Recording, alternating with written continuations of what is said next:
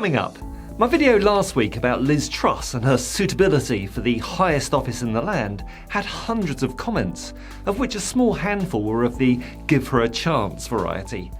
Well, I've given her another week, and despite Parliament being put on hold, the new Prime Minister has already made too many stupid decisions to cover in one video. But I'll do my best, so stay tuned. If you enjoy watching my videos, please give this one a like and spread the word by sharing a link on your favoured social media platforms. If you subscribe, you can also hit the bell icon to be notified of each new video I release. So here's my quick day-by-day summary of the first 10 days of the Liz Truss premiership.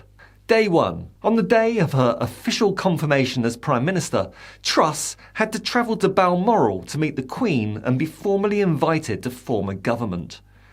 Not a great start for Truss, as this old video clip emerged of her calling for the abolition of the monarchy at the 1994 Lib Dem Party conference. We do not believe that people should be born to rule, or that they should put up and shut up about decisions that affect their everyday lives. We met another group of people and another group of people, and all three groups of people said, abolish the monarchy. In fact, conference, we couldn't find a single monarchist outside the Royal Pavilion. How ironic.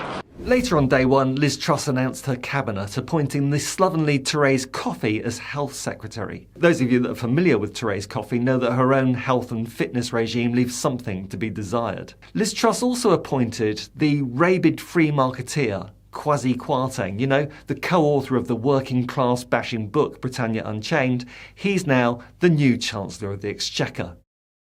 Jacob Rees-Mogg, who once blamed high energy prices on climate change alarmism, has been appointed Energy Secretary.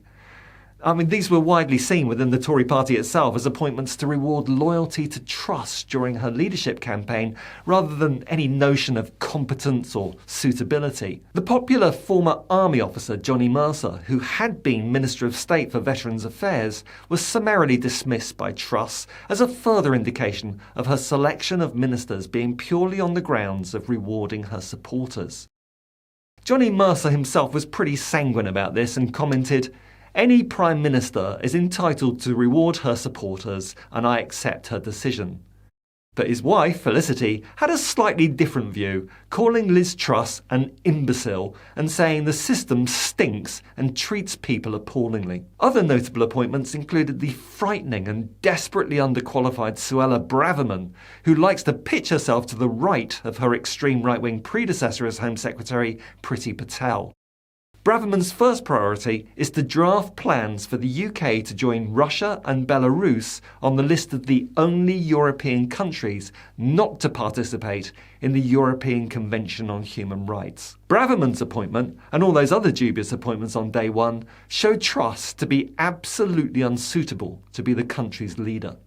Day 2, more cabinet appointments were announced by Truss, most notably that of Brexit hardmen Steve Baker and Chris Heaton-Harris to the Northern Ireland office, which Claire Hanna, an MP for the moderate SDLP, branded an obnoxious decision that will send a destructive message to the European Commission and to parties in Northern Ireland.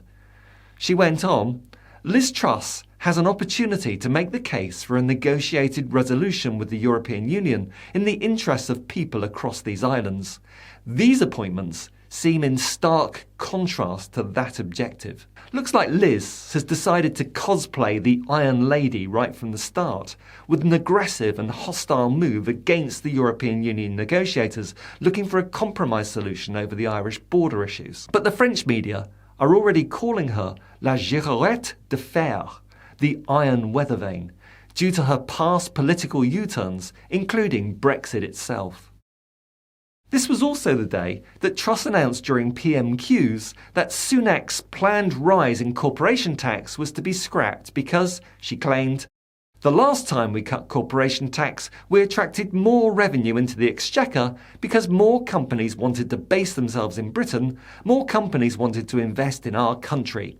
But fact-checking sites were quick to point out that this statement is very misleading, to put it mildly, with the non-partisan Institute for Fiscal Studies explaining that Corporation tax revenue has increased since 2010, even while the headline rate has been cut. But that does not mean that rate reductions have increased revenue. In fact, other factors were at play, including what economists call base broadening, where a series of corporate taxation changes meant more companies were actually taxed and more of their profits came under the scope of corporation tax.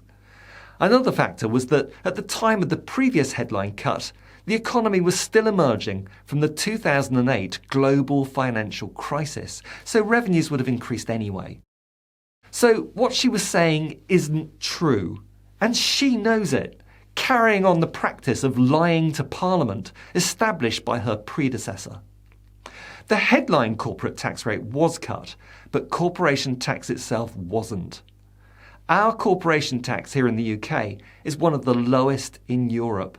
So if the headline rise from 19% to 25% is being scrapped, then how are those tax revenues going to be replaced? I'd imagine the Truss plan is that the burden will eventually fall on working people instead of the bosses. That's the Tory way. She also confirmed plans to reverse the forthcoming national insurance increase, which was set to raise £36 billion for the NHS. Now, it's great that the NI increase won't happen, but at the same time I do worry whether she'll now cut that amount from the NHS budget. Day 3. Truss announces a lifting of the fracking ban in 6 months' time. It was banned in England in 2019 after new research raised fresh fears over the risk of earthquakes. The Conservatives' manifesto said the party would not support fracking unless the science shows categorically that it can be done safely. Georgia Whittaker, an oil and gas campaigner for Greenpeace, said there has been no change to the science since that pledge was made 3 years ago, and that before the ban was introduced, the industry had had 10 years of experimenting with fracking, which produced zero energy for the UK. She added, communities who have this nonsense inflicted on them in the name of an out-of-date ideology will be wondering who their elected representatives are really representing. And we all know that Truss is really representing the fossil fuels industry, who were the main backers of her leadership campaign, including £100,000 from Fitriana Hay, the wife of an ex-BP executive.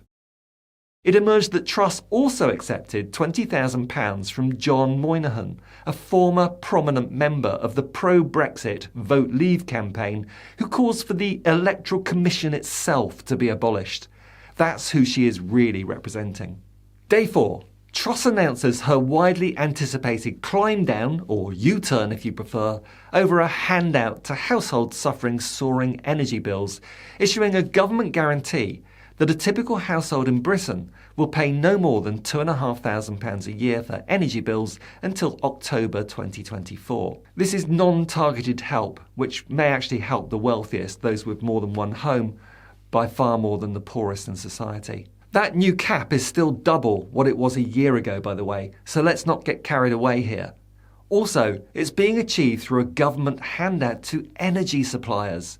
And contrary to Labour's plan to cover the huge costs of a price cap by imposing a windfall tax on the current extortionate profits of the fossil fuel industry, Truss is funding the subsidy through public borrowing. The cost is predicted by experts to reach £150 billion. That's an unprecedented amount of government spending in one hit. The energy giant's excess profits, that is, those profits arising solely from the increases in global wholesale prices, nothing to do with additional investments they've made or risks they have taken, those excess profits are estimated by the Treasury to be £170 billion. And this figure has left even some Tory MPs concerned about Truss's decision to put all the costs of this expenditure on working people, rather than on these massive corporations. Truss says a windfall tax would deter future investment, but even BP's chief executive, Bernard Looney, has admitted that windfall taxes would not affect their North Sea investments, with other multinational energy companies like Shell admitting that they currently have more revenue than they know what to do with. But Truss thinks she knows better. Her reluctance to tax windfall profits is pure dogma. It flies in the face of expert opinion and isn't based on any kind of reality. And it's future generations of working people that will pay the price for her blinkered and stubborn worldview. Fears about how the government plans to finance the aid package, with huge increased borrowing rather than by imposing a windfall profits tax on oil and gas companies, are hitting the bond market and the pound sterling, which has recently fallen to its lowest levels against the dollar in 37 years.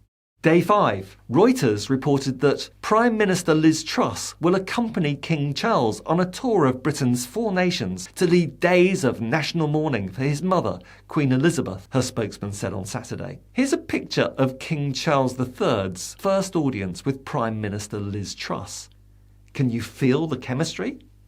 No? And here's a photo of Charles's first meeting with Sir Keir Starmer.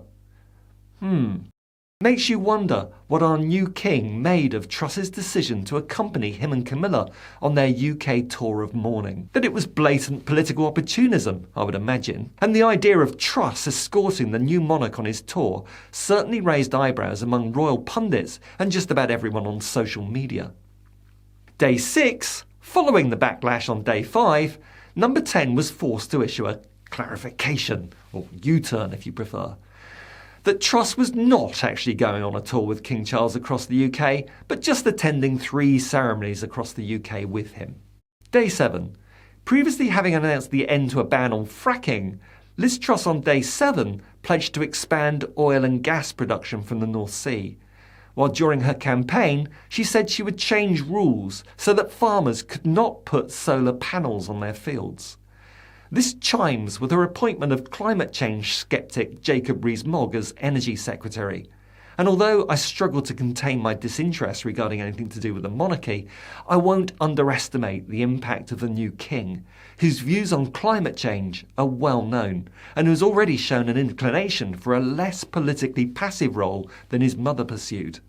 And that may end up being a worrying source of conflict for our newly anointed Prime Minister. Day 8. It was announced that Liz Truss is trashing the government's anti-obesity strategy in a drive to cut red tape and associated costs. She has form for this type of what she likes to call efficiency savings. While Environment Secretary, Truss made savings of £80 million from the Environment Agency's budget by cutting back on sewage monitoring and allowing sewage spills to increase from 1 per outlet back then in 2016 to 29 per outlet now each year, turning our coastal waters brown this summer, to put it politely. The news about the U-turn on the government's obesity policy probably means an end to the ban on sugary products being displayed at supermarket checkouts, a lifting of restrictions on buy one get one free multi-buy junk food deals, and the rules on advertising certain products on TV before the 9 p.m. watershed. Like many so-called Tory savings, these measures are more likely to increase costs at a macro level because it'll lead to an increase in obesity and subsequent health issues that will eventually place a further burden on the NHS. So, not a saving at all, but actually an overall expense. The Obesity Health Alliance, a grouping of 50 health charities and medical organisations, said that setting aside the government's main weapons against obesity would be a reckless move and a kick in the teeth. And civil servants in the Department of Health were quoted as being aghast at the decision. But I suspect this move by Truss is not really to do with cost savings. It's more a reflection of her free market dogma that sees any state intervention in the free market as inherently bad. Her appointment of Therese Coffey as Health Secretary, who has previously stated her objections to nanny state stuff, would seem to bear out this suspicion. Also on day 8 saw the firing of top Treasury civil servant, the Permanent Secretary Sir Tom Scholar, who had been the Treasury's top civil servant for 6 years and spent a total of 3 decades in Whitehall. Gus O'Donnell, a former Cabinet Secretary, said, "Tom Scholar is one of the best civil servants of his generation. He is a massive loss at a time when we need his wisdom more than ever." One Treasury official told the newspaper that it was a hell of a way to treat a department that just designed their energy package for them. The truth is, Truss didn't want his impartial advice. She'll replace him with somebody with her own worldview and heighten the risk of groupthink in her government. Day 9. According to this article in The Express, Liz Truss's victory in the leadership election has not given her party the bounce it hoped for in the polls. The Daily Express tracker poll put Labour ahead with 42%, no change, and the Conservatives up 2% to 34%. But that still leaves them 8 points behind. Meanwhile, another poll by YouGov on this day showed Labour maintaining their 10% lead. And either of those results would give Starmer and Labour a majority in Parliament. And even more worryingly for the Tories, the suggestion from focus groups is that as voters get to know Liz Truss better, so their opinion of her worsens. A leaked memo from Labour states, "Our focus groups suggest that as voters get to know Truss better, they like her less. Serious negatives, untrustworthiness, inauthenticity, U-turns, lack of grip, are starting to cut through, suggesting that any bounce may be very short-lived." Day 10. Well, it may have taken her 10 days, but our Lizzie finally got around to one of the most pressing issues faced by our nation.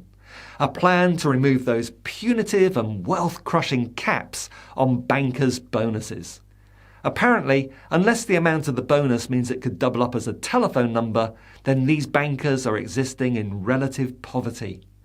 Can you imagine how many votes this move will win her in the red wall seats? Those Labour Leave voters who lent their vote to the Tories in 2019 must be so cheered by the thought that those hard-done-by bankers in the City of London will now be able to afford a new Lamborghini this year and that second home on the Côte d'Azur after all. In other news, the Bank of England has been lecturing workers about pay restraint. 10 days in, and already Liz Truss has made her priorities clear, demonstrating beyond any doubt that she leads a government by the rich, for the rich.